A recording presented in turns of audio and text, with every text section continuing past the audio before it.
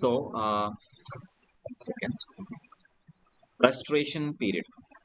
Restoration period എന്ന് പറയുന്നത് main ആയിട്ടും നമ്മൾ ക്രൊണോളജിക്കലി ക്ലാസിഫൈ ചെയ്യുമ്പോൾ 1660 മുതൽ 1700 വരെയുള്ള ടൈമിനെയാണ് നമ്മൾ റെസ്റ്റോറേഷൻ പീരീഡ് എന്ന് പറയുന്നത്. 1700-ന് ശേഷം it is the Augustan age, or otherwise it is known as the neoclassical age or age of prose and reason.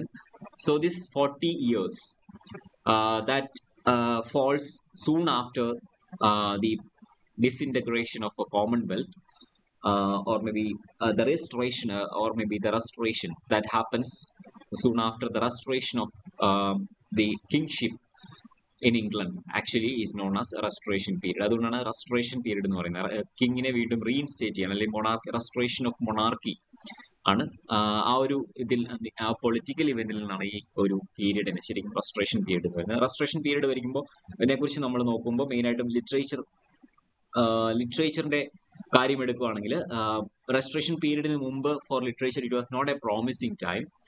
ഒരുപാട് തരത്തിലുള്ള 43-ലെ സെൻസർഷിപ്പ് ആക്ട് വരുന്നുണ്ട്. അതിനുശേഷം നമ്മൾ ഷേക്സ്പിയറിന്റെ ടൈം കഴിഞ്ഞ് നോക്കുവാണെങ്കിൽ ഒരു 1620s മുതൽ ഒരു 30 years ലിറ്ററേച്ചർ അത്ര അപ്രീഷിയേറ്റ് ചെയ്യപ്പെട്ടിരുന്നില്ല. കാരണം നമുക്കറിയാം political situation was not favourable for literature. അതുപോലെ പേട്രണേജ് ഒക്കെ ക്യാൻസൽ ചെയ്ത ഒരു സമയമാണ്. പിന്നെ പ്യൂരിറ്റൻസിന്റെ വളരെ കൺവെൻഷനൽ ആയിട്ടുള്ള സ്ട്രിഞ്ചന്റ് ആയിട്ടുള്ള റൂളുകൾ കൊണ്ട് പെർഫോമിംഗ് ആർട്സ് ലൈക്ക് ഡ്രാമ പോലുള്ള ആർട്സിന് അത്രയും പ്രൊഡക്റ്റീവ് ആവാൻ പറ്റാത്ത ഒരു സമയമാണ്. അതുപോലെ തന്നെ ഒരു മേജർ റൈറ്റേഴ്സിനെ ഒന്നും നമുക്ക് ആ സമയത്ത് കാണാൻ പറ്റില്ല, except some of the writers who are writing, who are continue writing from Elizabethan period. So അതുകൊണ്ട് തന്നെ ഒരു restoration for literature it was a kind of a restoration from a period of like 50 years of restrictions, of control, of state overlooking. So അതുകൊണ്ട് തന്നെ restoration പീരീഡിൽ വളരെ stagnant അല്ല, വളരെ എന്താ എവിഡന്റ് ആയിട്ടുള്ള ഒരു ചേഞ്ച്, ഒരു ട്വിസ്റ്റ് നമുക്ക് കാണാൻ പറ്റും. Twist in literature, in all genres of literature. So restoration of monarchy happened with Charles II being reinstated as the monarch. So Charles second എന്ന് പറയുന്നത് ചാൾസ് ഫസ്റ്റിന്റെ, അതായത് ബിഹെഡ് ചെയ്യപ്പെട്ട സിവിൽ വാറിന് മുമ്പ് സമയത്ത് ബിഹെഡ് ചെയ്യപ്പെട്ട ചാൾസ് ഫസ്റ്റിന്റെ സൺ ആണ് Charles second. So during the civil war Charles second was in exile in France and also other part of the continent. So restoration ഒരു പരാജയമായതിനു ശേഷം, റെസ്റ്റോറേഷനിലെ കോമൺവെൽത്ത് ഒരു പരാജയമായതിനു ശേഷം അവിടുത്തെ പാർലമെന്റ് തന്നെയാണ് ചാൾസ് സെക്കൻഡിനെ ഇൻവൈറ്റ് ചെയ്ത് അവിടേക്ക് കൊണ്ടുവരുന്നത്. ആ സമയത്ത് തന്നെ contemporaneous to that 2 political fractions taking place, Whigs and Tories. നിങ്ങൾക്ക് കേട്ടിട്ടുണ്ടാവും, വിഗ്സ് ആൻഡ് ടോറീസ് ഇംഗ്ലീഷ് ഹിസ്റ്ററിയിൽ വളരെ ഇമ്പോർട്ടന്റ് ആയിട്ടുള്ള 2 ടേംസ് ആണ്. അതായത് റെസ്റ്റോറേഷൻ സമയത്ത് ഫോം ചെയ്ത 2 പൊളിറ്റിക്കൽ ഫ്രാക്ഷൻസ് ആണ് വിഗ്സും ടോറീസും. Whigs can be called as liberals, Tories can be called as conservatives. So ഇതാണ് പിന്നീട് ബ്രിട്ടനിലെ തന്നെ പൊളിറ്റിക്കൽ പാർട്ടി ആയിട്ട് മാറുന്നത്. അതായത് വിഗ്സും കൺസർവേറ്റീവ്സും ലിബറൽസും എന്ന് പറയുന്ന ഇപ്പൊ നമുക്ക് എക്സിസ്റ്റ് ചെയ്യുന്ന 2 പൊളിറ്റിക്കൽ പാർട്ടിയുടെ ഹിസ്റ്റോറിക്കൽ റൂട്ട് നോക്കുവാണെങ്കിൽ ഇവിടെ നിന്നാണ് ശരിക്കും തുടങ്ങുന്നത്. റെസ്റ്റോറേഷൻ പീരീഡിൽ നിന്നാണ് ശരിക്കും തുടങ്ങുന്നത് വിഗ്സ് ആൻഡ് ടോറീസ്. അതിൽ വിഗ്സ് basically supported Tories, basically conservatives who basically supported the king, and Whigs were like supporters of the parliament in the beginning. പക്ഷെ ആ ഒരു അലീജിയൻസ് പലപ്പോഴും അങ്ങോട്ടും ഇങ്ങോട്ടും മാറി വരുന്നതായിട്ട് നമുക്ക് കാണാൻ പറ്റും. So theaters were opened during the time of restoration. Charles second was actually not like Charles first, കാരണം ചാൾസ് സെക്കൻഡ് കൂടുതൽ കാലം ചെലവഴിച്ചത് എക്സൈലായിരുന്നു. സോ അതുകൊണ്ട് തന്നെ he was like more favourable towards French and also towards Catholicism, because France was a Catholic country. So ആ ഒരു influence, a clash of influence was always there, because England was a very sheer and very strong Anglican country. They actually did not promote anything to interfere, any Catholics to interfere in the court matters, court affairs. So they want to stay the English court, purely affiliated to the not Puritanism, Anglicanism. Okay, to the Anglicanism. So ആ ഒരു clash of conflict നമുക്ക് പിന്നീട് കാണാൻ പറ്റുന്നുണ്ട്. അതുപോലെ തന്നെ restoration പീരീഡിലെ major events നോക്കുവാണെങ്കിൽ, ഒന്ന് പ്ലേഗ്, 1665 മുതൽ 66 വരെ 1 year പ്ലേഗ് വീണ്ടും റീവിസിറ്റ് ചെയ്യുന്നുണ്ട് ഈ സമയത്ത്. അതുപോലെ great fire of London 1666, That was a major event. I mean, according to the history, almost 5 days it continued. It went on to fire. I mean, the fire stayed for almost 5 days. So അതൊരു major ആയിട്ടുള്ള event ആണ്. നമ്മൾ diarist like Evelyn and Samuel Pepys അവരുടെയൊക്കെ ഡയറിയിൽ നിന്നാണ് ഇതിനെക്കുറിച്ചൊക്കെ details, historical details നമുക്ക് മെയിനായിട്ട് കിട്ടുന്നത്. അടുത്തത് ടെസ്റ്റ് ആക്ട് ഓഫ് 1673 ആണ്. പിന്നെ ഉള്ളത് പോപ്പിഷ് പ്ലോട്ട് 1678. ടെസ്റ്റ് ആക്ട് എന്ന് പറയുന്നത് ശരിക്കും ചാൾസ് സെക്കൻഡിന്റെ സമയത്ത് കൊണ്ടുവന്ന ഒരു ആക്ട് ആണ്. അതായത് പാർലമെന്റ് പ്രൊപ്പോസ് ചെയ്ത ഒരു ആക്ട് ആണ്. According to that act, every person who holds a position in the court or in administrative matters have to test their affinity towards Anglicanism. അതായത് ആംഗ്ലിക്കൻ ചർച്ചിനോടുള്ള അഫിനിറ്റി എല്ലാ മേജർ പൊസിഷനിലും, എല്ലാ key റോൾസിലും ഇരിക്കുന്ന ഓഫീസേഴ്സും അതുപോലെ തന്നെ റൂളേഴ്സും അഡ്മിനിസ്ട്രേറ്റേഴ്സും promise ചെയ്യുന്ന ഒരു ആക്ട് ആണ്. ശരിക്കും പ്രോമിസ് ചെയ്യണം എന്ന് പ്രപ്പോസ് ചെയ്യുന്ന ഒരു ആക്ട് ആണ് 1673. അത് കാത്തലിസിസം വേഴ്സസ് ആംഗ്ലിക്കാനിസം ആ ഒരു കോൺഫ്ലിക്റ്റിൽ നിന്നും ഉണ്ടായ ഒരു ആക്ട് ആണിത്. പോപ്പിഷ് പ്ലോട്ട് എന്ന് പറയുന്നത് ശരിക്കും ഞാൻ പറഞ്ഞു, Charles second was kind of a moderate supporter of Catholicism. So അതുകൊണ്ട് തന്നെ ടൈറ്റസ് ഓട്ടിസ് എന്ന് പറയുന്ന ഒരു മിഷണറി, ഐ മീൻ ഒരു പ്രീസ്റ്റ്, അയാളുടെ നേതൃത്വത്തിൽ ഒരു കോർട്ടിനെ, ഐ മീൻ ഇംഗ്ലണ്ടിലെ റിലീജിയൻ ആംഗ്ലിക്കാനിസത്തിൽ നിന്നും മാറ്റി സബ്സ്റ്റിറ്റ്യൂട്ട് ചെയ്ത് കാത്തലിസത്തിലേക്ക് പോകാനുള്ള ഒരു സാധ്യതയുണ്ടെന്ന് പറയുന്ന റൂമറാണ് ശരിക്കും പോപ്പിഷ് പ്ലോട്ട് എന്ന് പറഞ്ഞ് അറിയപ്പെടുന്നത്. അത് ഹിസ്റ്ററിയിലൊരു മേജർ ഇവന്റ് ആണ്. That was actually later proved as a rumour only, not substantiated with evidences. So അതുപോലെ എക്സ്ക്ലൂഷൻ ക്രൈസിസ് മറ്റൊരു ഇമ്പോർട്ടന്റ് ആയിട്ടുള്ള ഒരു ഇവന്റ് ആണ് ആ സമയത്തെ. എക്സ്ക്ലൂഷൻ ക്രൈസിസ് എന്ന് പറഞ്ഞാൽ അതും ഹിസ്റ്റോറിക്കൽ ആയിട്ടുള്ള ഒരു ഇവന്റ് ആണ്. Charles second had no legal heirs, അതായത് ചാൾസ് സെക്കൻഡിന് ലീഗൽ ഹെയർസ് ആരും ഉണ്ടായിരുന്നില്ല അടുത്ത കിങ് ആവാനായിട്ട്. അപ്പോ Charles second was a licentious man, like he was also known as a merry prince. കാരണം പുള്ളി ഭയങ്കരമായിട്ട് ലാവിഷായിട്ട് ജീവിച്ച ഒരു മനുഷ്യനാണ്. പക്ഷെ പുള്ളിയുടെ വൈഫിൽ, അതായത് കാതറിനിൽ ശരിക്കും ഒരു പ്രോപ്പർ ആയിട്ടുള്ള ഹെയർ ഉണ്ടായിരുന്നില്ല. പക്ഷെ he had a load of illegitimate children. അപ്പോ അടുത്ത പവർ, മൊണാർക്കിയുടെ പവർ ആർക്ക് ട്രാൻസ്ഫർ ചെയ്യും എന്നുള്ളതിൽ കൺഫ്യൂഷൻ ഉണ്ടാവുകയും ആ സമയത്ത് ചാൾസിന്റെ തന്നെ ബ്രദർ ആയിട്ടുള്ള ജെയിംസ് സെക്കൻഡിന് അത് ട്രാൻസ്ഫർ ചെയ്യാനുള്ള ഒരു തീരുമാനത്തിലെത്തുകയും ചാൾസ് എത്തുവാണ്. പക്ഷെ James second was actually Catholic. അതുകൊണ്ട് തന്നെ the whole court, especially the Whigs, actually did not support that move. They wanted to have at least one of his illegitimate children to take over the kingship. So അതിൽ James എന്ന് തന്നെ പേരുള്ള ഒരു major ആയിട്ടുള്ള ഒരു political figure ആ സമയത്തുണ്ട്. അദ്ദേഹത്തിന്റെ, അതായത് ചാൾസ് സെക്കൻഡിന്റെ ഇല്ലിജിറ്റിമേറ്റ് ചൈൽഡ് ആണ്. അതായത് James, what was his name?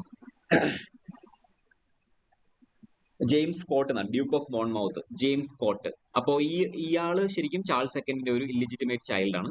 So പുള്ളിക്ക് കിങ്ഷിപ്പ് കൊടുക്കണമെന്ന് പറയുന്ന ഒരു ആർഗ്യുമെന്റ് അവിടെ ഉണ്ടാവുകയും അങ്ങനെ ആ ആർഗ്യുമെന്റിനെ പ്രൂവ് ചെയ്യാനായിട്ട്, അല്ലെ സപ്പോർട്ട് ചെയ്യാനായിട്ട് പാർലമെന്റ് കൊണ്ടുവരുന്ന ഒരു ബില്ലാണ് എക്സ്ക്ലൂഷൻ ബിൽ എന്നത്, ആക്ട് ഓഫ് എക്സ്ക്ലൂഷൻ എന്ന് പറയുന്നത്. ആക്ട് ഓഫ് എക്സ്ക്ലൂഷൻ അനുസരിച്ച് ഇംഗ്ലീഷ് കോർട്ടില് ഇംഗ്ലണ്ട് റൂൾ ചെയ്യാനായിട്ട് only the legitimate Anglican lineage has the power. അതായത് ആംഗ്ലിക്കൻ ലീനിയേജിൽപ്പെട്ട കിങ്സിന് മാത്രമേ അവിടെ ഭരിക്കാൻ പറ്റൂ എന്ന് പറയുന്ന ഒരു ബില്ലാണ് ശരിക്കും എക്സ്ക്ലൂഷൻ ബിൽ എന്ന് പറയുന്നത്. പക്ഷെ എക്സ്ക്ലൂഷൻ ബില്ലിനെ കിങ് വീറ്റോ ചെയ്യുന്നുണ്ട്. ചാൾസ് സെക്കൻഡ് വീറ്റോ ചെയ്തത് പാർലമെന്റിൽ അവതരിപ്പിക്കാൻ സമ്മതിക്കുന്നില്ല. അതുപോലെ തന്നെ അത് കൊണ്ടുവന്ന ആന്റണി ആഷ്ലി കൂപ്പർ എന്ന് പറയുന്ന ആ സമയത്തെ വിഗ് പാർട്ടിയുടെ മേജർ ആയിട്ടുള്ള നേതാവിനെ ട്രീസന്റെ പേരിൽ ജയിലിൽ അടക്കുകയും ചെയ്യുന്നത്. ആ ഒരു പൊളിറ്റിക്കൽ ഇവന്റ് ഞാൻ ഇത്ര എക്സ്പ്ലെയിൻ ചെയ്യാൻ കാരണം എന്ന് വെച്ചാൽ റെസ്റ്റോറേഷൻ പീരീഡിൽ നടക്കുന്ന എല്ലാ ലിറ്റററി മൂവ്മെന്റ്സും അതുപോലെ ലിറ്റററി കോൺട്രിബ്യൂഷൻസുമായിട്ട് വളരെ ക്ലോസ്ലി റിലേറ്റഡ് ആണ് ഈ ഒരു ഹിസ്റ്റോറിക്കൽ ഇവന്റ്. കാരണം പിന്നീട് നമ്മൾ നോക്കുമ്പോൾ റെസ്റ്റോറേഷൻ പീരീഡിലെ ഏറ്റവും ഫേമസ് ആയിട്ടുള്ള writer was Dryden. So if you look at the works of Dryden, especially the poetries of Dryden, the satires of Dryden, like Mark Flecknoe, അല്ലെങ്കിൽ മെഡൽ, അല്ലെങ്കിൽ അബ്സലം ആൻഡ് അക്കിറ്റോഫൽ, ഇതെല്ലാം ഈ വർക്കുകളെല്ലാം actually related to this particular, അല്ലെങ്കിൽ in one way or other related to this particular historical event. So അതുകൊണ്ട് ആണ് ഞാൻ അത്ര എലാബറേറ്റ് ചെയ്ത് പറഞ്ഞത്. This event actually this crisis for rule has been there for like 100 years thereafter. Okay, we'll look into that. ഇനി ലിറ്ററേച്ചറിന്റെ കാര്യത്തിലേക്ക് വരുവാണെങ്കിൽ, literature and culture during the time of Charles second was more liberated, more liberal, more accepting and more open. There was a libertine attitude in literature. Libertine means more more free and more liberal. Decorum, but even though that was a condition, decorum was followed. Decorum means the art should facilitate kind of an elegant and fit and um, right principle. That is called decorum. ഈ decorum തന്നെയാണ് പിന്നീട് one of the key figures, I mean key points of neo classicism ആവുന്നത് 1700 ശേഷം. Comedy of manners അല്ലെങ്കിൽ restoration comedy was the major genre of drama at that point of time during the restoration period. അതുപോലെ തന്നെ മറ്റൊരു important movement എന്ന് പറയുന്നത് അല്ലെങ്കിൽ event എന്ന് പറയുന്നത് the establishment of the Royal Society of Science in 1662. അതിന്റെ full Royal Society for the improving of natural knowledge എന്നാണ് പറയുന്നത്. റോയൽ പിന്നീട് came to known as Royal Society of Science. So it also happen during restoration period. പിന്നെ ഞാൻ പറഞ്ഞ James first second Monmouth rebellion, അത് like glorious. അടുത്ത major ആയിട്ടുള്ള historical event എന്ന് പറയുന്നത് ഗ്ലോറിയസ് റെവല്യൂഷൻ ആണ്. നിങ്ങൾ കേട്ടിട്ടുണ്ടാവും glorious revolution. Charles second was actually as a dying prince and he died. Charles second die ചെയ്തപ്പോ മരിച്ചപ്പോ already as it was planned his brother James second took over the throne. He was the monarch and there was already a confusion happening, and also there was the Whigs actually who actually did not support James II. They were upset. They wanted to reinstate, or maybe they wanted to give the monarchy to Charles II's illegitimate child, that also James of James Court of Duke of Monmouth. That thing was that political confusion was going on background. So that finally reached in an event called Glorious Revolution in 1688.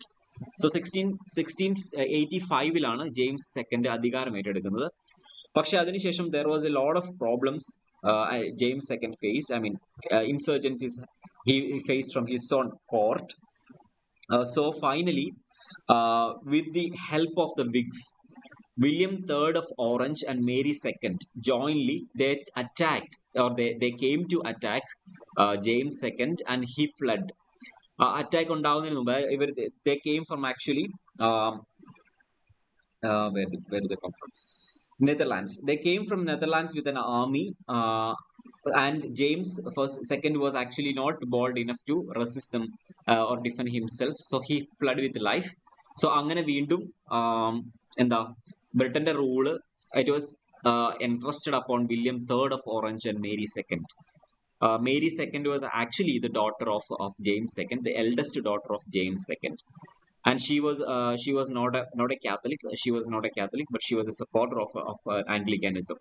So James II അങ്ങനെ പുറത്താക്കുവാണ്. He fled, and later, if you look at the history, for the coming 60 to 70 years, James II അദ്ദേഹത്തിന്റെ സണ്ണും ഈ അധികാരം പിടിച്ചെടുക്കാൻ recover ചെയ്യാനുള്ള ശ്രമങ്ങൾ ഒരുപാട് നടക്കുന്നുണ്ട്. അതിനെയാണ് ജാക്കുബൈറ്റ് റൈസിങ്സ് എന്ന പേര് നമ്മൾ ഹിസ്റ്ററിയിൽ അറിയപ്പെടുന്നത്. പ്രത്യേകിച്ച് വാൾട്ടർ സ്കോട്ടിന്റെ വിവേർലി എന്ന് പറയുന്ന നോവലിലൊക്കെ ശരിക്കും ഇതിനെക്കുറിച്ചാണ് പറയുന്നത്. രണ്ട് മേജർ ജാക്കുബൈറ്റ് റൈസിങ്സ് ആണ് നടന്നുള്ളത്. ഒന്ന് 1750-ലും മറ്റേ 1745-ലും.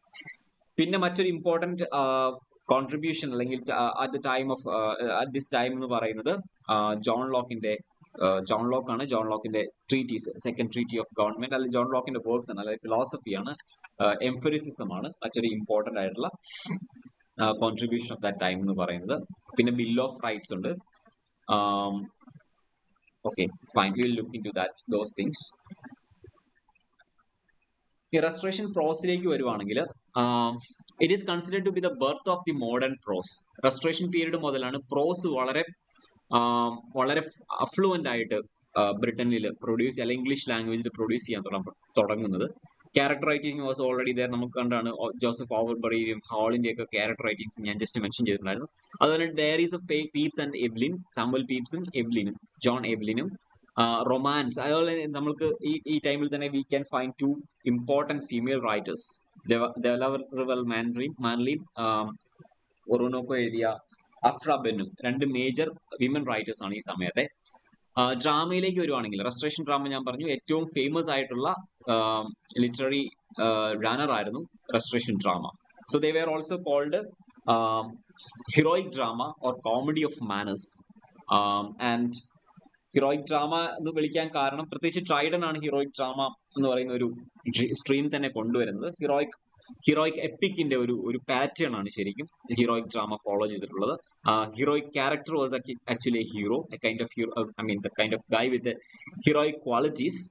മറ്റൊരു ഇമ്പോർട്ടന്റ് ആസ്പെക്ട് എന്ന് പറയുന്നത് കോമഡി ഓഫ് മാനേഴ്സ് ആണ്. I mean comedy of manners അല്ലെങ്കിൽ റെസ്റ്റോറേഷൻ കോമഡി എന്ന് നമ്മൾ അതിനെ വിളിക്കും. അത് ശരിക്കും dealt with themes of cuckoldry and courtship. Like city കോമഡീസിൽ നമ്മൾ കണ്ടിട്ടുള്ള കോർട്ടിൽ നടക്കുന്ന ഇത്തരത്തിലുള്ള വളരെ ഫണ്ണി ആയിട്ടുള്ള ഇന്റർവ്യൂയിങ് ആയിട്ടുള്ള കാര്യങ്ങളെ കുറിച്ച് അല്ലെങ്കിൽ അതിനെ മോക്ക് ചെയ്തുകൊണ്ട് ചെയ്യുന്ന കോർട്ടിലെ പ്രജുഡീസിനെയും കോർട്ടിലെ എന്താ പറയണേ വളരെ ഫേക്ക് ആയിട്ടുള്ള ആറ്റിറ്റ്യൂഡുകളെയൊക്കെ ശരിക്കും court in the sense upper middle class അവരെ മോക്ക് ചെയ്തിട്ടുള്ള ഡ്രാമയായിരുന്നു കോമഡി ഓഫ് മാനേഴ്സ് അല്ലെങ്കിൽ റെസ്റ്റോറേഷൻ കോമഡി എന്ന് പറയുന്നത്. So coming to the theatre, I mean they had indoor theatres by the time of restoration period and actresses started to play the female roles. അതുപോലെ കുറച്ചുകൂടെ affluent ആയിട്ടുള്ള കുറച്ചുകൂടെ സ്പെക്ടിക്കിൾ ആയിട്ടുള്ള theatres arrange ചെയ്യപ്പെട്ട സമയം, ഐ മീൻ എസ്റ്റാബ്ലിഷ് ചെയ്യപ്പെട്ട സമയമാണ്. ഇതൊക്കെയാണ് ശരിക്കും റെസ്റ്റോറേഷൻ ഡ്രാമയുടെ ഒരു beginning, I mean basic information എന്ന് പറയുന്നത്. ഇനി ആ സമയത്തെ പ്രോസ് റൈറ്റേഴ്സിനെ നോക്കുകയാണെങ്കിൽ സാമുവൽ ബട്ട്ലർ ഉണ്ട്, വില്യം ഡിവിനന്റ് ഉണ്ട്. ബട്ട്ലറിന്റെ ഹുഡി ബ്രാസ് ഒരു ഫേമസ് വർക്കായിരുന്നു. ഡിവിനന്റിന്റെ enchanted island, it was actually recreation of actually Tempest of Shakespeare. So പിന്നെ തോമസ് കില്ലിഗിരി ഉണ്ട്, അവരൊക്കെ ഇമ്പോർട്ടന്റ് അല്ലാത്തതുകൊണ്ട് ഞാൻ മെൻഷൻ ചെയ്യുന്നില്ല. നമുക്ക് ഏറ്റവും ഇമ്പോർട്ടന്റ് ആയിട്ടുള്ളത് ഡ്രൈഡൻ ആണ്. ഡ്രൈഡന്റെ മാക്ഫ്ലെക്നോയാണ് നിങ്ങൾക്ക് പ്രിസ്ക്രൈബ് ചെയ്തിരിക്കുന്നത് സിലബസിൽ. So coming to Dryden, he holds many titles, as you all know. He was a towering figure in Restoration period, not only in Restoration period but in English history itself, because he is considered to be the first neoclassical critic, the first comparative critic, liberal neoclassicist, the first official poet laureate. അങ്ങനെ ഒരുപാട് titles നമുക്ക് ഡ്രൈഡന് ആയിട്ട് ബന്ധപ്പെട്ട് പറയാൻ പറ്റും. We can find a lot of titles entitled to him. So he was born in 1631 and died in 1700. Dryden was studied in Cambridge, and the first successful work of himself was the Indian Empire. It was actually a heroic drama. Dryden's ഏറ്റവും famous ആയിട്ടുള്ള വർക്കുകളൊക്കെ വരുന്നത് later പീരീഡിലാണ്. പ്രത്യേകിച്ച് satire ആണ് ഡ്രൈഡനെ ഏറ്റവും കൂടുതൽ famous ആക്കിയത്. ഡ്രൈഡന്റെ സെറ്റയേഴ്സ് ആണ് പിന്നീട് ഏറ്റവും കൂടുതൽ, I mean second half of his writing time ആണ് മേജർ ആയിട്ടുള്ള വർക്കുകളൊക്കെ വരുന്നത്. പിന്നെ ആദ്യ കാലഘട്ടത്തിലെ വർക്ക് നോക്കുവാണെങ്കിൽ അബ്സലം ആൻഡ് അക്കിറ്റോഫൽ ഒരു എയർലി സെറ്റയർ ആണ്. It actually wrote in defense of King's party. ഞാൻ പറഞ്ഞു political events were deeply involved in the works of Dryden and other writers of that time, because politics was not much different from either religion either religion or literature at that point of time. So religion, politics and literature, they were together, I mean at that point of time they were actually complementing each other. So we can find traits of all each of these things in literature when it comes to representation. So അതിൽ വർക്കുകൾ നോക്കും, പ്രത്യേകിച്ച് ഡ്രൈഡന്റെ വർക്കുകൾ നോക്കുവാണെങ്കിൽ നമുക്ക് വളരെ interesting ആയിട്ട് മനസ്സിലാക്കാൻ പറ്റും. ലൈക്ക് റിലീജിയോ ലെസ് എന്ന് പറയുന്ന ഒരു വർക്കുണ്ട്, that he wrote in support of Anglicanism in 1682. ആംഗ്ലിക്കാനിസത്തിന്റെ അതിനെ ആർഗ്യൂ ചെയ്തിട്ട് എഴുതിയൊരു വർക്കാണ്. അതുപോലെ തന്നെ ഹൈതൻ പാന്തർ എന്ന് പറയുന്ന മറ്റൊരു work, it happened in 1687. That actually supported Catholicism. We know that in the history of in Dryden's life, we find Dryden later converts to Catholicism. In his late ages, he converts to Catholicism. He embraces Catholicism. So his work, Hind and the Pandar, actually supports Catholicism and defends Catholicism. And മറ്റൊരു work Astraea Redux എന്ന് പറയുന്ന മറ്റൊരു വർക്കുണ്ട്. അതിന്റെ meaning justice restored എന്നാണ്. Actually that justice here refers to the restoration of the monarchy. So അതും politically involve അല്ലെങ്കിൽ referred വർക്കാണ്. പിന്നെ ഉള്ളത് അബ്സലം ആൻഡ് അക്കിറ്റോഫൽ ഞാൻ പറഞ്ഞു, അത് കിങ്സ് പാർട്ടി, അതായത് കിങ്സ് ചാൾസ് സെക്കൻഡിനെ സപ്പോർട്ട് ചെയ്ത ജെയിംസ് സെക്കൻഡിന്റെ കൊറോണേഷനെ സപ്പോർട്ട് ചെയ്ത ചാൾസ് സെക്കൻഡിനെ ആക്ച്വലി പ്രൈസ് ചെയ്തുകൊണ്ട് എഴുതിയ ഒരു വർക്കാണ് അബ്സലം ആൻഡ് അക്കിറ്റോഫൽ. ചാൾസ് സെക്കൻഡിന്റെ ശത്രുക്കളെയാണ് അതിൽ ക്യാരക്ടർ അബ്സലവും അക്കിറ്റോഫലുമായിട്ട് ശരിക്കും അതിൽ പിക്ചറൈസ് ചെയ്തിരിക്കുന്നത്. അതുപോലെ മറ്റൊരു ഫേമസ് വർക്കാണ് അന്നസ് മിറാബിലിസിന്റെ വണ്ടർഫുൾ ഇയേഴ്സ് എന്നാണ്. അത് 1666 കുറിച്ച് എഴുതിയതാണ്. 1666 ആദ്യം ഇൻട്രൊഡക്ഷനിൽ മെൻഷൻ ചെയ്തതുപോലെ it was A year of great fire of London. So it was also the year of plague. So it was quite an eventful year. അതുകൊണ്ട് Dryden calls it a wonderful year. Okay, Absalom and Achitophel satirical allegory ആണ്, Juvenalian satire ആണ്, satire on little epic ആണ്, heroic couplet ആണ് ഇതിൽ use ചെയ്തിരിക്കുന്നത്. അതിന്റെ ഒരു theme ഞാൻ ഇതിൽ പറഞ്ഞിട്ടുണ്ട്. എക്സ്ക്ലൂഷൻ ക്രൈസിസ് ആണ് ശരിക്കും അതിൽ മെൻഷൻ ചെയ്തിരിക്കുന്നത്. Dryden as a Tory against the Whigs. ഇതിൽ Dryden takes stand of a Tory and attacks the Whigs. Biblical character David എന്ന് പറയുന്ന ക്യാരക്ടർ വരുന്നുണ്ട്, കിങ് ഡേവിഡ് ആണ്. അത് ചാൾസ് സെക്കൻഡിനെയാണ് റെപ്രസെന്റ് ചെയ്തത്. ഇറ്റ്സ് അലഗോറിക്കൽ വർക്കാണ്.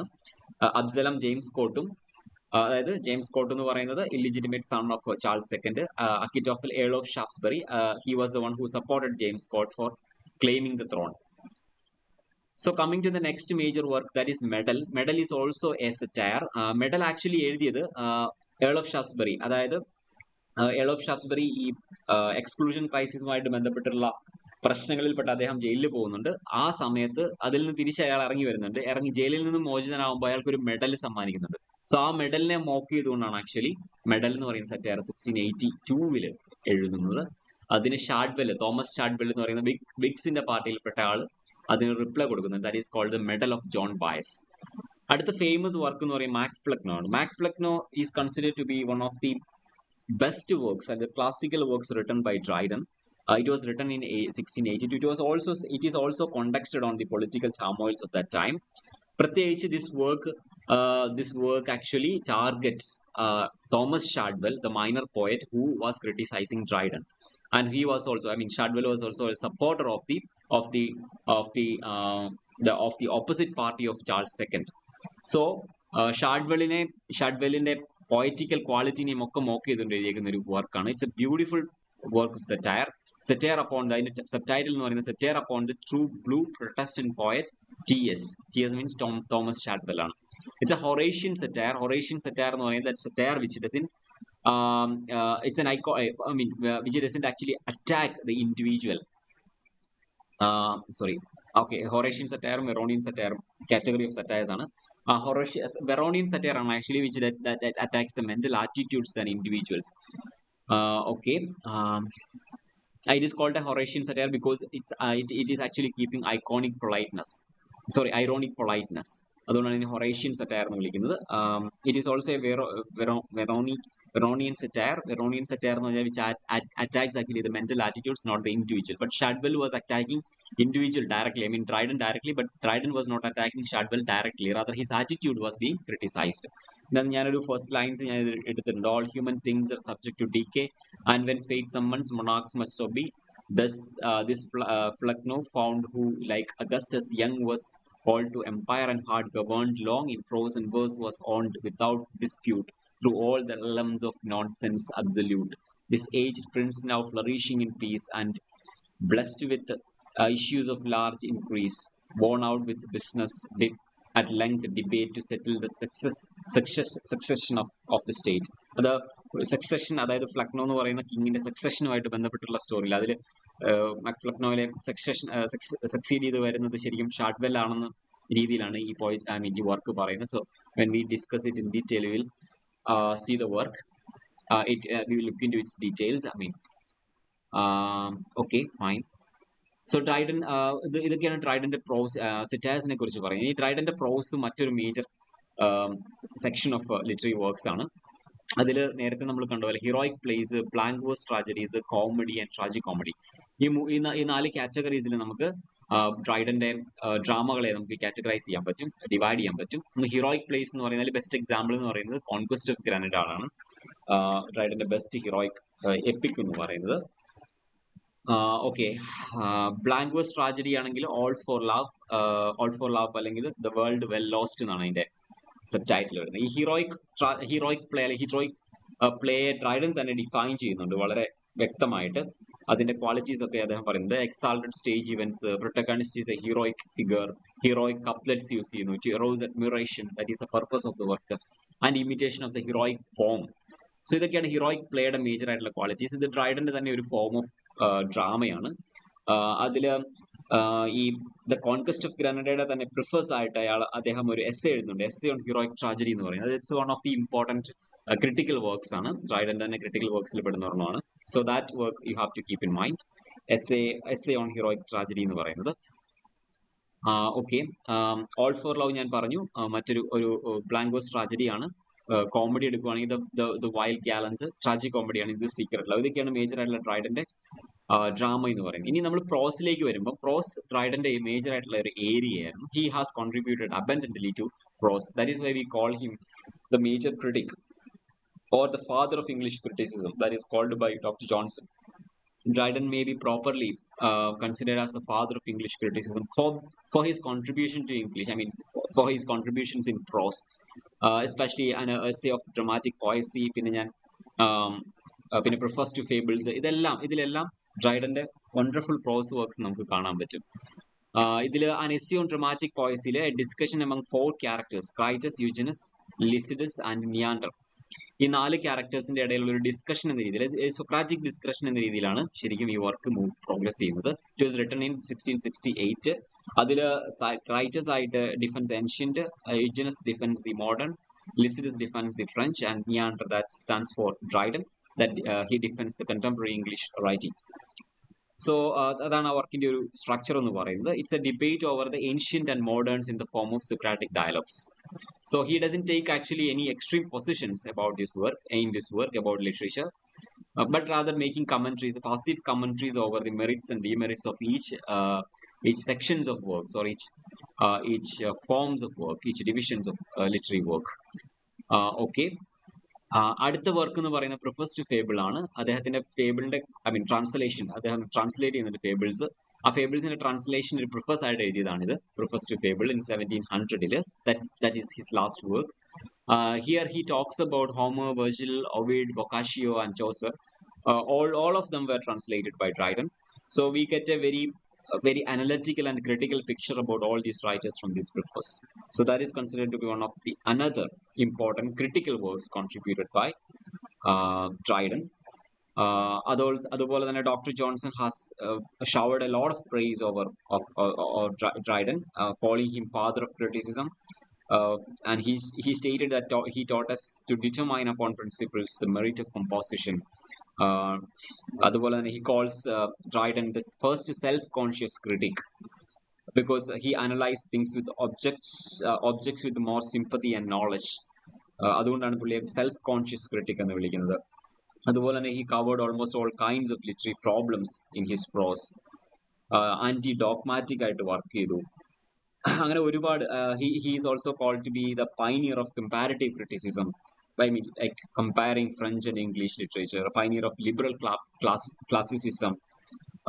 അങ്ങനെ ഒരുപാട് കാര്യങ്ങളിൽ ഡ്രൈഡനെ നമുക്ക് അസോസിയേറ്റ് ചെയ്യാൻ പറ്റും. ഡ്രൈഡന് ഒരുപാട് ക്വാളിറ്റീസ് നമുക്ക് ആട്രിബ്യൂട്ട് ചെയ്യാൻ പറ്റും. So that is briefly about Dryden and his prose. ഇനി റെസ്റ്റോറേഷൻ കോമഡിയിലേക്ക് വരുവാണെങ്കിൽ, റൈറ്റേഴ്സിലേക്ക് വരുവാണെങ്കിൽ, നമുക്ക് കുറെ റൈറ്റേഴ്സ് ഉണ്ട് റെസ്റ്റോറേഷൻ കോമഡിയുടെ ഭാഗമായിട്ട്. ഓക്കെ, അതിന്റെ ഒരു ഫീച്ചേഴ്സ്, ഒരു ഇൻട്രൊഡക്ഷൻ കോമഡി ഓഫ് മാനേഴ്സ് നമുക്ക് പറഞ്ഞിട്ട് പിന്നെ അതിലേക്ക് പോവാം.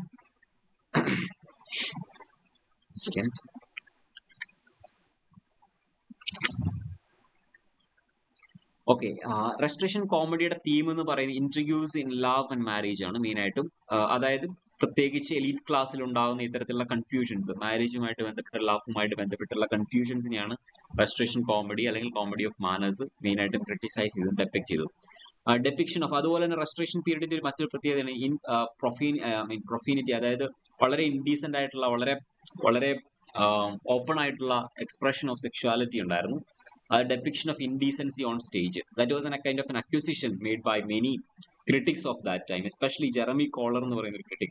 He actually wrote a work called A Short View of the Immorality and Profaneness of the English Stage എന്ന് പറയുന്ന 1698 ഒരു വർക്ക് എഴുതി. That was a work which criticized the Restoration comedy or comedy of manners very brutally. It was criticizing. അതിനൊരു response William print the players scotch and actors tragedy എന്ന് പറയുന്ന മറ്റൊരു work, ഹിസ്റ്റോമാസ്റ്റിക്സ് എന്ന് പറയുന്ന മറ്റൊരു വർക്ക്, ആന്റി തിയേറ്ററിക്കൽ ആയിട്ടൊരു work ഇതുമായിട്ട് ചേർന്ന് വീണ്ടും വരുന്നുണ്ട് ആ സമയത്ത് തന്നെ. So historian comedy was at the same time criticized, and also it was very popular among the people. And sentimental comedy that we നമ്മൾ പിന്നീട് കാണുന്ന സെന്റിമെന്റൽ കോമഡി എന്ന് പറയുന്ന വേറെ ജാനറുണ്ട്. റിച്ചാർഡ് സ്റ്റീലിന്റെ ദ കോൺഷ്യസ് ലവർ എന്ന് പറയുന്ന വർക്ക് ആ ജാനറിൽ പെടുന്ന വർക്കാണ്. അതിൽ ഒരു it was actually A response against respiration comedy. It's openness, its depiction of indecency, its depiction of the worst and the dirt in the among the elite class. So അങ്ങനെ ഒരു response, literary response പിന്നീട് നടക്കുന്നുണ്ട്. അതുകൊണ്ട് തന്നെ ഈ ഒരു സമയത്തിന്റെ പ്രത്യേകത ഞാൻ പറഞ്ഞതുപോലെ റെസ്റ്റോറേഷൻ കോമഡിയെ വളരെ ബ്രൂട്ടലായിട്ട് ക്രിട്ടിസൈസ് ചെയ്യപ്പെടുന്നുണ്ട്. പിന്നീട് 1700 ശേഷം അത് കുറച്ചുകൂടെ രൂക്ഷമായിട്ട് വരുന്നുണ്ട്. അത് നമ്മൾ ഈ റൈറ്റേഴ്സിനെ ഡിസ്കസ് ചെയ്തിട്ട് ഞാൻ ഇതിന്റെ കോഴ്സ് ഓഫ് ഇവന്റ്സ് ഞാൻ പറഞ്ഞുതരാം. സോ റെസ്റ്റോറേഷൻ കോമഡിയുടെ മേജർ റൈറ്റേഴ്സ് അല്ലെങ്കിൽ റെസ്റ്റോറേഷൻ ഡ്രാമയുടെ മേജർ റൈറ്റേഴ്സ് എന്ന് പറയുന്നത് മെയിൻ ആയിട്ടും വില്യം വൈഷേർലി, ജോർജ് ഇത്രിച്ച്, കോളി സിബ്ബർ, വില്യം കോൺഗ്രീവ്, അങ്ങനെ കുറെ പേരുണ്ട്. ജോൺ വാൻബ്രോ ഉണ്ട്, ജോർജ് ഫാറക്യൂർ ഉണ്ട്, അങ്ങനെ ഒരുപാട് പേരുണ്ട്. അതിൽ നമുക്ക് മേജർ ആയിട്ടുള്ള കുറച്ചുപേരെ മാത്രമേ നമ്മൾ ഡീൽ ചെയ്യുന്നുള്ളൂ. ഞാൻ ജസ്റ്റ് കാഷ്വലി പറഞ്ഞു പോകുന്നുള്ളൂ. വില്യം വൈഷേർലി ഒരു ഇമ്പോർട്ടന്റ് ഫിഗർ ആണ്. He was A Roman Catholic, very flamboyant, a very fashionable man. His works like The Country Wife, Love in a Wood, The Gentleman Dancing Master, ഇതൊക്കെ ഭയങ്കര famous ആയിട്ടുള്ള വർക്കാണ്. പക്ഷെ പുള്ളിയുടെ ഏറ്റവും ഫേമസ് വർക്ക് എന്ന് പറയുന്നത് കൺട്രി വൈഫ് തന്നെയാണ്. ഇതിൽ ഒരുപാട് എക്സ്പ്ലിസിറ്റ് ആയിട്ട് സെക്ഷുവാലിറ്റി അവതരിപ്പിക്കുന്നുണ്ട്. ആന്റി പ്യൂരിറ്റൻ സെന്റിമെന്റ്സ് ആണ് ഇത് ഷെയർ ചെയ്തിട്ടുള്ളത്. ഇൻഡീസെന്റ് ആയിട്ടുള്ള ഒരുപാട് പൺസ് ഒക്കെ ഉപയോഗിച്ചിട്ടുണ്ട് ഈ വർക്കിൽ.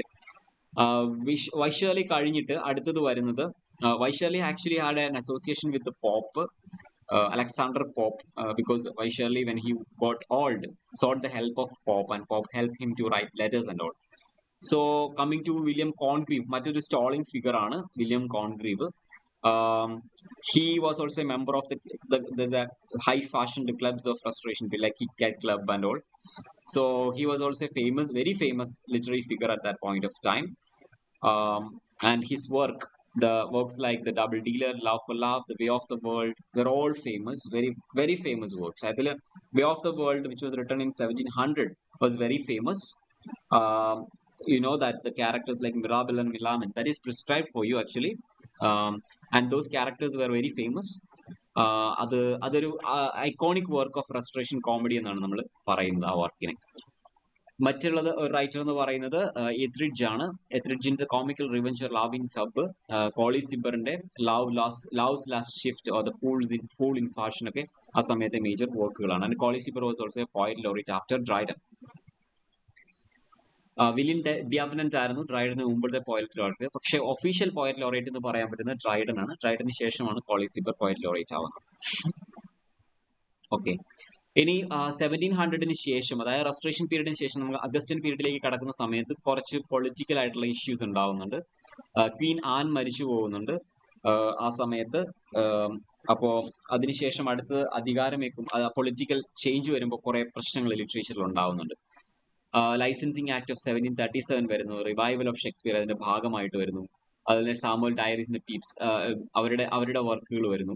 ജോൺ നിബിലിന്റെ സാമുവൽ പീപ്സിന്റെ വർക്കുകൾ, അത് നമ്മൾ നോക്കാം നമ്മുടെ ഡീറ്റെയിൽ ആയിട്ട്. നമ്മൾ ഇപ്പൊ നോക്കുന്നത് ആക്ച്വലി രണ്ട് മേജർ ആയിട്ടുള്ള female writers of this time ആണ്, റെസ്റ്റോറേഷൻ പീരീഡ് ആണ്. ഒന്ന് അഫ്ര ബെന്നും, രണ്ട് ഞാൻ എലീസ ഹാവുഡിനെ കൊടുത്തിട്ടില്ല. Okay, AHPRA Ben is enough. The first English human as A professional author, one among the fair triumvirates of wit, like with Dilla River Manley and Eliza Haywood. ഇവർ മൂന്ന് പേരുമായിരുന്നു major ആയിട്ടുള്ള restoration female writers, prose writers. Aphra ബെന്നിന്റെ novel Oroonoko, the royal slave എന്ന് പറയുന്ന novel വളരെ celebrated ആയിട്ടുള്ള ഒരു നോവലാണ്. ഇന്നും നമ്മൾ we consider that with much regard. അതുപോലെ തന്നെ എലൈസ ഹൈവുഡ് മറ്റൊരു മികച്ച ഫിഗർ ആയിരുന്നു. She was the editor of the female spectator. Coming to philosophy, we have John Locke living during this time. Lockeന്റെ വർക്കുകൾ ഒന്ന്, two treatise on government 1690, essay concerning human understanding 1690. ഈ രണ്ട് വർക്കുകളും ആക്ച്വലി ഗ്ലോറിയസ് റെവല്യൂഷനെ ഒരുപാട് ഇൻഫ്ലുവൻസ് ചെയ്തിട്ടുണ്ട്. ലോക്കിനെ കുറിച്ച് പറയുകയാണെങ്കിൽ he is considered to be the first famous liberalist empiricist, and also the one who propagated a religious tolerance instead of violence. So glorious revolution നമ്മൾ എപ്പോഴും കാണുന്നത് as A revolution of tolerance, അല്ലെങ്കിൽ അതുകൊണ്ടാണ് അതിനെ ബ്ലഡ്ലെസ് റെവല്യൂഷൻ എന്ന് വിളിക്കുന്നത്. So Locke was one of the philosophical pillars behind this glorious revolution. So, looking into Locke's philosophy, the major contribution that he done was regarding the rejection of the doctrine of innate ideas എന്നുള്ളതാണ്. അതായത് there was a belief up to 16th century that our knowledge is actually pre-filled in our mind. It's already there in our mind. Before we take birth into this world, it's already installed in our mind. So Locke വന്നപ്പോൾ ലോക്കിന്റെ tabula rasa എന്ന് പറയുന്ന blanks mind is a tabula rasa എന്ന blank slate ആണെന്ന് പറയുന്ന ഒരു philosophy വരുമ്പോൾ actually Locke is contradicting all other philosophical dictums of that time and telling that nothing is mind is not actually pre-filled with knowledge or anything. Rather, experience is something that creates knowledge. അതുപോലെ തന്നെ he was an ardent supporter of empiricism. Okay, അതൊക്കെയാണ് ലോക്കിനെ കുറിച്ച്. I mean, you already know what Locke stands for. Okay, so he was a major philosopher of the time. പിന്നെയുള്ള നമ്മൾ രണ്ട് ഡയറിസ്റ്റുകളാണ്, diaries of Samuel പീപ്സും John ഇവ്ലിനും. രണ്ടുപേരും restoration പീരീഡിനെ കുറിച്ച് picturise ചെയ്തിട്ടുള്ള ആൾക്കാരാണ്. അതിൽ സാമുവൽ പീപ്സിന്റെ 1660 മുതൽ 1690 വരെയുള്ള 69 വരെയുള്ള സമയത്താണ് ഉള്ള കാലഘട്ടത്തിലെ ഹിസ്റ്റോറിക്കൽ ഇവന്റ്സ് ആണ് നമുക്ക് കാണാൻ പറ്റുന്നത്. പക്ഷേ John Evelyn has actually gives records of a period from 1641 to 97. That means around 5 decades of time's history is actually depicted in his works, or actually resting in his works. So these are other writers of restoration period, and the final one that we cannot actually fit to him to the particular literary sentiments of restoration period, but he was one of the celebrated writers of restoration period. It was John Bunyan, a non-conformist preacher. He was a preacher in practice. I mean, he was a preacher and also he was a Methodist in religion. He later formed his own section of religion. I mean, a section in Christianity itself. So he was greatly influenced by Martin Luther King's The Commentary on Galatians, a work he wrote. I mean, Luther wrote from prison. So this work actually greatly influenced John Bunyan, and his teachings were quite awkward and very different, odd. And looking at his works, as a preacher, there were a lot of conditions at that point of time, because നിങ്ങൾക്ക് ഒരാൾക്ക് ചുമ്മാ പോയി preach ചെയ്യാൻ പറ്റില്ലായിരുന്നു. So അതുകൊണ്ട് തന്നെ സ്റ്റേറ്റുമായിട്ട് ഒരുപാട് ട്രബിൾസിൽ ബനിയൻ ഏർപ്പെടുന്നുണ്ട്. അതിന്റെ ഭാഗമായിട്ട് he was sent to prison in many times. So പ്രസിന്റെ ഉള്ളിൽ വെച്ച് തന്നെ അദ്ദേഹം എഴുതിയ വർക്കുകൾ, profitable meditations, the holy city, ഇത്തരത്തിലുള്ള വർക്കുകളൊക്കെ അദ്ദേഹത്തിന് പ്രസിന്റെ ഉള്ളിൽ വെച്ച് തന്നെ എഴുതിയ വർക്കുകളാണ്. പക്ഷേ Bunyan is mostly known for his magnum opus, that is the Pilgrim's Progress, which was published in 1678. It has a subtitle, From This World to the World Which Is to Come. It's actually നമ്മൾ ഇൻഫേർണോയിൽ കാണുന്ന ഒരു same pattern തന്നെ, ആ ഒരു അലഗറിക്കൽ pattern തന്നെയാണ് ശരിക്കും pilgrims പ്രോഗ്രസിലും കാണുന്നത്. അതായത് എർത്ത്ലി വേൾഡിൽ നിന്നും ഒരു ഹെവൻലി വേൾഡിലേക്കുള്ള യാത്ര ഒരു ഹ്യൂമൻ ബീങ്ങിന്റെ, that through various problems and hurdles. ഈ ഹഡിൽസ് ഒക്കെ പലപ്പോഴും it's actually analogous to the 7 sins that is described in Bible. So ആ രീതിയിൽ വളരെ അലഗറിക്കൽ ആയിട്ടുള്ള ഒരു ടെക്സ്റ്റ് ആണ്, പ്യുവർലി റിലീജിയസ് ഓറിയന്റഡ് ആണ്, മോറലിസ്റ്റിക് ആയിട്ടുള്ള ഒരു വർക്കാണ്. It depicts man's life as a journey from the city of destruction to the heavenly Jerusalem. അതിലെ മേജർ ക്യാരക്ടേഴ്സ് എന്ന് പറയുന്ന Christian he actually travels with a book and a burden in his back. A burden in his back is actually his sins he has committed in this world. So as his journey progresses, I mean, his burden is also getting reduced, that we find in this book. That means finally when he reaches in Jerusalem, he doesn't have the burden in his back. പിന്നെ മറ്റ് characters faithful, hopeful, ഇതെല്ലാം അലഗറിക്കൽ ആയിട്ടുള്ള characters ആണ്. Mister worldly, wise men, Lord hate good, giant aspire, doubting castle, അങ്ങനെ ഒരുപാട് interesting ആയിട്ടുള്ള പേരുകളുള്ള characters ഒക്കെ ഉണ്ട് ഇതിനകത്ത്. അതിന്റെ ഒരു സെക്കൻഡ് പാർട്ട് എന്ന് പറയുന്നത് ക്രിസ്ത്യൻസ് വൈഫിന്റെ ജേർണിയാണ്. അത് പുള്ളി തന്നെ എഴുതിയതാണ് രണ്ടാമത്തെ part, journey of Christian's wife. അതാണ് പിൽഗ്രിംസ് പ്രോഗ്രസിന്റെ സെക്കൻഡ് പാർട്ട്. ഇതതിന്റെ ഒരു പിക്ചറൈസേഷൻ ആണ്, the journey of the Christian from city of destruction to the celestial city Jerusalem. Okay, അതിനുശേഷം, അതായത് റെസ്റ്റോറേഷൻ പീരീഡിന് ശേഷം നമ്മൾ കാണുന്ന അടുത്ത ലിറ്ററി, നമ്മൾ പ്രതീക്ഷിക്കുന്ന അടുത്ത ലിറ്ററി ഫീൽഡ് ഇയർ എന്ന് പറയുന്നത്, ഫേസ് എന്ന് പറയുന്നത് അഗസ്റ്റൻ ഏജ് ആണ്. Augustan age, actually, I mean, roughly we can say it happened, it falls between 1702 and 84. 84-ലോടെ റൊമാൻറ്റിസിസത്തിന്റെ തുടക്കമാണ്, ട്രാൻസിഷണൽ പോയട്രി ഒക്കെ നടക്കുന്ന സമയമാണ്. So 1702 to 84, Dryden to Jonathan Swift എന്ന് വേണമെങ്കിൽ നമുക്ക് അതിനെ ഹിസ്റ്റോറിക്കലി റൈറ്റർ വൈസ് ലൊക്കേറ്റ് ചെയ്യാൻ പറ്റും. From Dryden to Jonathan Swift. 1700-ലാണ് ഡ്രൈഡൻ മരിക്കുന്നത്. The restoration are similar to the Roman classical period of Augustus Caesar. Neoclassical concerns in poetry, dislike for colloquialism, decorum, cultivation of good taste and manners, elegant style. ഇതൊക്കെയാണ് ശരിക്കും Augustan ഏജിന്റെ പ്രത്യേകത എന്ന് പറയുന്നത്. Okay, ആ പേര് വന്നതിന് കാരണം എന്താണെന്ന് വെച്ച് കഴിഞ്ഞാൽ, നമ്മൾ ക്ലാസിക്കൽ ഹിസ്റ്ററി എടുക്കുമ്പോൾ നമ്മൾ ഈ ഹിസ്റ്ററി തന്നെ പറഞ്ഞു പോയിട്ടുണ്ട്. അഗസ്റ്റസ് സീസറിന്റെ സമയമാണ് considered to be one of the classical times in terms of the quality of literary works, the number of literary works, and the grandeurs of literary works. That kind of a classics were produced, and that kind of a literary sensibility was owned by that particular time, which was ruled by Augustus Caesar. So Augustus Caesarന്റെ time എപ്പോഴും classical time എന്ന് അതുകൊണ്ടാണ് നമ്മൾ പറയുന്നത്. So Augustan ഏജിൽ actually there was a kind of a very sheer sentiments towards the qualities of literature of Augustan period, like decorum, cultivation of good taste and manners, elegant style, dislike for colloquialism, അതായത് colloquial literature, colloquial language avoid ചെയ്യുക, exclude ചെയ്യുക, അത്തരത്തിലുള്ള ഒരു elite sentiments in literature was happening at the time of Augustan age, and it was inspired by the Roman classical period of Augustus Caesar. That's why it was called Augustan age. Like the poets like Virgil, Horace, Ovid were celebrities at that point of time. Okay, especially, okay, the features ഒക്കെ പറഞ്ഞു. ഇനി political history നോക്കുവാണെങ്കിൽ ഈ സമയത്തോടെ William തേർഡും Queen Mary അവരുടെ rule അവസാനിക്കുകയാണ്. Queen an അധികാരം ഏറ്റെടുക്കുകയാണ്. 1702 മുതൽ 1714 വരെയാണ് ക്വീൻ ആനിന്റെ ഭരണം കാലഘട്ടം.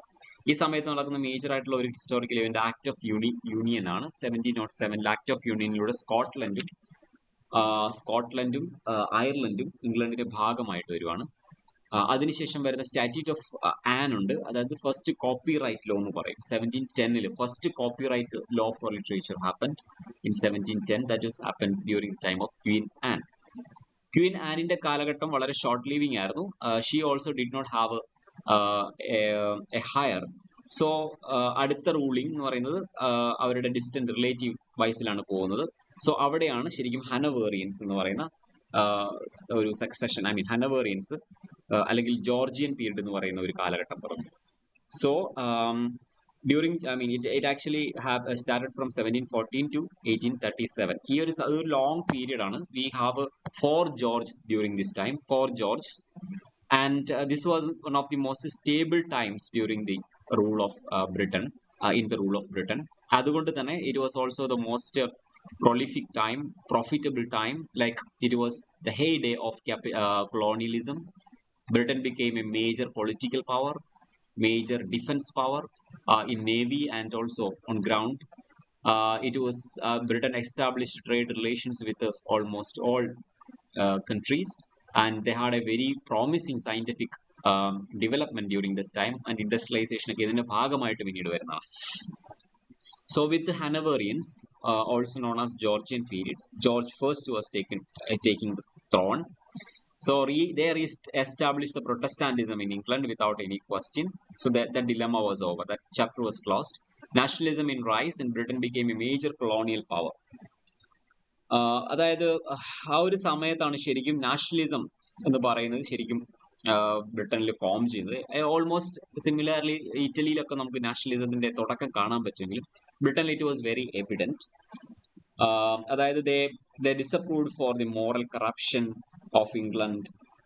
They actually revived the national heroes like King Arthur, Shakespeare. They celebrated them. അതുപോലെ തന്നെ സാമുവൽ ജോൺസന്റെ influence. He was also he was among the very many people who actually contributed to raise a nationalistic spirit among people. I mean, the Englishness among people. The concept of true born Englishman was on air at that point of time. A true born Englishman, the honest, morally pure and frank, and naturally full with original genius. ഈ ഒരു concept ഒക്കെ English blood അല്ല English raise എന്ന് പറയുന്ന ഒരു ഐഡന്റിറ്റിയോട് couple ചെയ്യുന്ന ഒരു സമയമാണ് ഇത്. Okay, native art and culture was promoted. The idea of true born English, അതൊക്കെ ഞാൻ പറഞ്ഞു.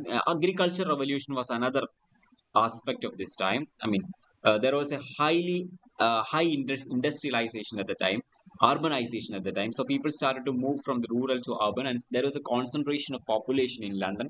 So population doubled in many of the parts of Britain. So colonialism was also in rise. അതുകൊണ്ട് തന്നെ agriculture farms, close to farming, enclose to farming, അതായത് ഒരുപാട് land ഒരുമിച്ച് ചേർത്തിട്ട് farm ചെയ്യുന്ന ഒരു പരിപാടി പുതിയതായിട്ട് തുടങ്ങുന്നുണ്ട് ആ സമയത്ത്. അതിൽ നിന്നും ആ ഒരു സമയത്ത് തന്നെ അല്ലെങ്കിൽ ആ ഒരു മൂവ്മെന്റ്സ്, ഈ ഒരു political, economic and social cultural exchange അല്ലെങ്കിൽ cultural growth actually resulted in something called enlightenment, that we will look how enlightenment happened, how enlightenment started. So നിയോക്ലാസിക്കിലേക്ക് വീണ്ടും കുറച്ചുകൂടെ ഡീറ്റെയിൽ ആയിട്ട് പോവുകയാണെങ്കിൽ, നിയോക്ലാസിക്കൽ പീരീഡിന്റെ ഒരു സ്ട്രക്ചർ എലമെന്റൽ വൈസ് നമ്മൾ നോക്കുവാണെങ്കിൽ, it actually happened as a reaction against excess of metaphysics for order and balance. So metaphysical poetry നമുക്കറിയാം കുറച്ചുകൂടെ ഫ്രീ ആയിരുന്നു, കുറച്ചുകൂടെ ഇമോഷൻസിനും പാഷൻസിനും ഒക്കെ ഇമ്പോർട്ടൻസ് കൊടുക്കുന്നതായിരുന്നു. അല്ലെങ്കിൽ റെസ്റ്റോറേഷൻ പീരീഡിൽ തന്നെ വർക്കുകൾ നോക്കിയാൽ മതി, എല്ലാം കുറച്ചുകൂടെ എന്താണ് ലൈസൻഷ്യസ് അല്ലെങ്കിൽ കുറച്ചുകൂടെ എക്സ്പ്ലിസിറ്റ് ആയ സെക്ഷുവാലിറ്റി കാണിക്കുന്ന വർക്കാണ്. സോ അതിന്റെ ഉപരിയായിട്ട് ഓർഡർ ആൻഡ് ബാലൻസ് എന്ന് പറയുന്ന ഒരു സംഭവം തിരിച്ചു പിടിക്കുക എന്ന് പറയുന്ന നിയോ ക്ലാസിസിന്റെ മേജർ പർപ്പസ് ഒന്നായിരുന്നു. ഫ്രഞ്ച് ക്ലാസിസിസത്തിന്റെ ഇൻഫ്ലുവൻസും ആ സമയത്ത് നമുക്ക് കാണാൻ പറ്റും. അതുപോലെ തന്നെ എംപറിസിസം, സയന്റിഫിക് സ്പിരിറ്റ്, ഇതൊക്കെ കൂടുതൽ ഓർഡർ, സ്ട്രക്ചർ, ലോജിക് പോലുള്ള കാര്യങ്ങളിലേക്ക് ആൾക്കാരെ ചിന്തിപ്പിക്കാൻ തുടങ്ങി. Writing was considered as a business by the time of neo classicism. Circulating libraries were famous at that point of time. Professional authors പുതിയതായിട്ട് ഉണ്ടാവാൻ തുടങ്ങി. ഡോമിനൻസ് ഓഫ് പ്രോസ് നമ്മൾ ഡിഫോയ്, സ്റ്റീല്, അഡിസൺ ഒക്കെ നമ്മൾ പിന്നീടാണ് കാണുന്നത്, ഈ ഒരു പീരീഡിലാണ് കാണുന്നത്. So prose was prominent at that point of time. അതുപോലെ തന്നെ സ്റ്റേജ് ലൈസൻസിങ് ആക്ട് ഓഫ് 1737 വരുന്നതോടുകൂടി ഡ്രാമയ്ക്ക് ഒരുപാട് സെൻസർഷിപ്പുകൾ വരുന്നുണ്ട്. കാരണം ഞാൻ പറഞ്ഞു ഓൾറെഡി, റെസ്റ്റോറേഷൻ പീരീഡിൽ drama was very open and big and like they had a very liberal attitude towards everything like sexuality and all. So licensing act, അതിനെതിരെ ലൈസൻസിങ് ആക്ട് വരുന്നുണ്ട് 1737. ഈ ലൈസൻസിങ് ആക്ടിനെ ശരിക്കും സർവൈവ് ചെയ്യുന്ന പ്ലേസ് എന്ന് പറയുന്നത് ഒലിവർ സ്മിത്തിന്റെ ഒക്കെ place ആണ്. ഗോൾഡ് സ്മിത്തിന്റെ പ്ലേസ് ഒക്കെയാണ് മെയിൻ ആയിട്ടും ആ ഒരു ലൈസൻസിങ് ആക്ടിനെ ശരിക്കും ഓവർകം ചെയ്തിട്ട് വന്നിട്ടുള്ള വർക്കുകൾ. ഓക്കെ, അതുപോലെ തന്നെ this age was also known as the age of prose and reason. And Matthew Arnold actually calls this age of prose and reason. In his study of poetry, he says that we are to regard Dryden as the puissant and glorious founder, Pope as the splendid high priest of our age of prose and reason, of our excellent and indispensable 18th century. He is the one who calls age of prose and reason this age because of the neoclassical spirit. അതുപോലെ തന്നെ involvement of politics at that point of time. നമ്മൾ new classical period തന്നെ നമുക്ക് രണ്ടായിട്ട് വേണമെങ്കിൽ കാണാൻ പറ്റും, അല്ലെങ്കിൽ age of reason, prose and റീസണെ നമുക്ക് തന്നെ ഏജ് രണ്ടായിട്ട് കാണാൻ പറ്റും. ഒന്ന് ഓഫ് ഏജ് ഓഫ് പോപ്പ് അല്ലെങ്കിൽ ഏജ് ഓഫ് ജോൺസൺ എന്ന് കാണാൻ പറ്റും. ആദ്യത്തെ ഏജ് ഓഫ് പോപ്പ്, രണ്ടാമത്തെ age of doctor Johnson. Age of Pope 1700 മുതൽ 45 വരെയുള്ള ടൈം, 45 മുതൽ 84 വരെയുള്ള ടൈമിനെ നമുക്ക് ഏജ് ഓഫ് ഡോക്ടർ ജോൺസൺ എന്നും കാണാൻ പറ്റും. റൈസ് ഓഫ് ന്യൂ ക്ലാസിന്റെ സമയത്ത് തന്നെ അല്ലെങ്കിൽ ഈ അഗസ്റ്റൻ പീരീഡിൽ തന്നെ ഉള്ള മറ്റൊരു ഫീച്ചർ എന്ന് പറയുന്നത് ക്ലബ് ഹൗസസും കോഫി ഹൗസസുമാണ്. Like famous clubs like Kit Cat club, the Scriblerus club, blue stockings, Samuel Richardson circle, doctor Johnson circle, അങ്ങനെ ഒരുപാട് ക്ലബ്ബുകളും ഈ സമയത്ത് ഫോം ചെയ്യുന്നുണ്ട്. അതിൽ കിറ്റ്കാറ്റ് ക്ലബ്ബ് എന്ന് പറയുന്നത് ശരിക്കും വിഗ് പൊളിറ്റീഷ്യൻസിന്റെ ക്ലബ്ബാണ്. Robert Walpole, William Congreve, John വെർപ്പ്, വാൻബ്രോ, ജോസഫ് അഡിസൺ ഇവരൊക്കെ അതിന്റെ ഭാഗമായിരുന്നു. അതുപോലെ Scriblerus club was like a famous club which were frequented by Alexander Pope, Jonathan Swift, John Gay, Thomas Parnell, Dr. John Arbuthnot. The Blue Stocking was an exclusive club for women where we have members like Elizabeth Montague, Elizabeth Carter, Hester Capson, Mary Delaney, Hannah Moore. ഇവരൊക്കെ blue stocking ക്ലബിന്റെ ഭാഗമായിരുന്നു. Samuel Richardson had his fans club. Sarah ഫീൽഡിങ്ങും Sharon റെനോക്സും ഒക്കെ ഉൾപ്പെടുന്ന ഒരു blues Richardson was basically more close to women. He had a lot of women admirers, so that is why it is called Samuel Richardson Circle. Dr. Johnson was the most celebrated figure in the second half of the Augustan age, and he had a very famous club called Johnson's Circle, which had members like Joshua Reynolds. Joshua Reynolds was a president of the Royal Academy of Arts. Oliver Goldsmith, a writer, dramatist. David Garrick, the famous Shakespearean actor. Richard Brinsley Sheridan, the dramatist. Adam Smith, the economist. Edmund Burke, the philosopher. James Boswell, Johnson, biographer. ഇവരൊക്കെ ജോൺസന്റെ ക്ലബിന്റെ ഭാഗമായിരുന്നു. നിയോ classical ക്രിറ്റിസിസത്തിലേക്ക് വരുമ്പോൾ നിയോ classical criticism നമ്മൾ എപ്പോഴും അളക്കുന്നത് അല്ലെങ്കിൽ അതിനെ നമ്മൾ ഡിഫൈൻ ചെയ്യുന്നത് trying to understand through works basically of Alexander Pope. Alexander പോപ്പിന്റെ ക്രിട്ടിക്കൽ വർക്ക്സിലാണ് ശരിക്കും നിയോ ക്ലാസിക്കൽ ക്രിറ്റിസിസത്തിന്റെ ടേംസും ഐഡിയൽസും ഒക്കെ കറക്റ്റ് ആയിട്ട് റിഫ്ലക്ട് ചെയ്യുന്നത്. അതിൽ കുറച്ച് ഐഡിയാസ് ഞാനിവിടെ ആഡ് ചെയ്തിട്ടുണ്ട്. ഫോളോ നേച്ചർ എന്ന് പറയുന്നത് നിയോ ക്ലാസിക്കൽ ക്രിറ്റിസിസത്തിന്റെ one of the best features ആണ്. Follow the nature means be true to reality what is happening around you. Universal human nature. They believe that a human being has a universal nature, a unique universal nature. True to type. I mean, the characters should be true to their age, their sex, and their profession. They should not do something that is not fit for their age, their sex, and their profession. അതുപോലെ തന്നെ divine powers they believed. They also believed in following the ancient masters, and they propagated for correctness and good sense and correctness. They emphasized that അതായത് ഫാൻസിയും ഇമോഷൻസും ഒക്കെ കുറേ കൂടെ control ചെയ്യണം എന്ന് പറയും. Poetry should deal with the universal truth and general ideas. Originality was not important. പക്ഷെ മറിച്ച് poetry should seek for universal truth and general ideas. അതുപോലെ തന്നെ ഫങ്ഷൻസ് ഓഫ് പോയട്രി എന്ന് പറയുന്നത് not to instruct but to instruct ആണ്, not to delight എന്ന് പറയുന്നത് secondary quality ആയിട്ട് അവർ കണ്ടു. They gave importance to style and diction. Decorum, they gave importance to decorum. The difference between diction of prose and poetry and between diction of different kinds of poetry is defined by decorum. Decorum is style ആണ്. Decorum എന്ന് പറയുന്നത് ഒരു standard ആണ്. That should be followed എന്നുള്ള ഒരു ആശയം അവർ കൊണ്ടുവന്നു. അതുപോലെ തന്നെ they supported rhyme over blank verse in writing verse. Okay, ഇതൊക്കെയായിരുന്നു മേജർ ആയിട്ടുള്ള നിയോ ക്ലാസിക്കൽ ഫീച്ചേഴ്സ് എന്ന് പറയുന്നത്. Okay, we have enlightenment also here. I'll take 5 more minutes and finish it up. The enlightenment or else, okay, I'll take enlightenment in the next session, and we'll begin with enlightenment and we'll move on to because that needs more time than I expect. Okay, let's wind up here today. Okay, sir. Okay. Thank you, sir. Okay, fine.